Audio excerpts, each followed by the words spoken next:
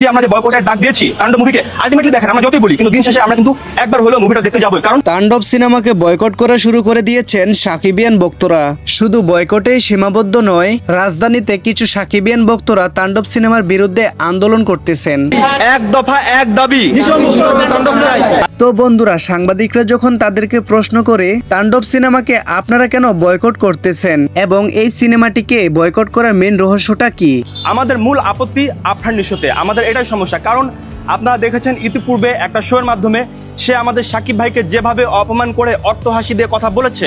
সাকিবিয়ান ভক্তরা জানিয়েছেন যে আফরান নিশোর কারণে তাণ্ডব সিনেমাকে আমরা বয়কট করতেছি। যদি আফরান নিশো তাণ্ডব সিনেমাতে থাকে তাহলে আমরা যে জায়গার ভিতরে সাকিবের সিনেমা 1 থেকে 10 বারও আমরা গিয়ে দেখতাম, ওই জায়গার ভিতরে শুধু একবারই দেখব। তাহলে এটার সমাধান কি হতে পারে? এখন বর্তমানে আমাদের বাংলাদেশে একটা সিনেমা নির্মাণ করতে 10 থেকে 15 কোটি টাকার প্রয়োজন হয়। এত বিগ বাজেটের সিনেমা কি আবার প্রথম থেকে করবেন শুধু আফরান নিশোর কারণে? তখন সাকিবিয়ান ভক্তরা উত্তরে কি বলে সেটা আমরা এক নজর দেখে আসি।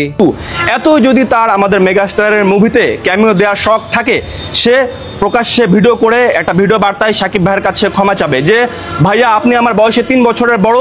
আফরান নিশো যদি সরাসরি লাইভে এসে সাকিবের কাছে ক্ষমা চায় তাহলে নাকি তারা অ্যাকসেপ্ট করবেন আফরান নিশোকে তাণ্ডব সিনেমায়। আমি যেটা করেছিলাম সেটা আমি ভুল করেছিলাম, আপনি আমাকে মাফ করে দেন। আপনার মুভিতে আমি ক্যামিও দিচ্ছি, আপনার ভক্তরা আমাকে মানতে চাইছে না, আমি তাদেরকেও সরি বলছি। এটা যদি সে করে তাহলে আমরা সেটা অ্যাকসেপ্ট করবো। এখন কি আফরান নিশো সাকিব খানের কাছে লাইভে এসে ক্ষমা চাইবে? প্রিয় দর্শক, গুরুত্বপূর্ণ নিউজগুলো দেখার জন্য আপনারা এই চ্যানেলটি সাবস্ক্রাইব করে রাখেন। নতুন আপডেট আসার সাথে সাথে সবার আগে জানিয়ে দেওয়ার চেষ্টা করব।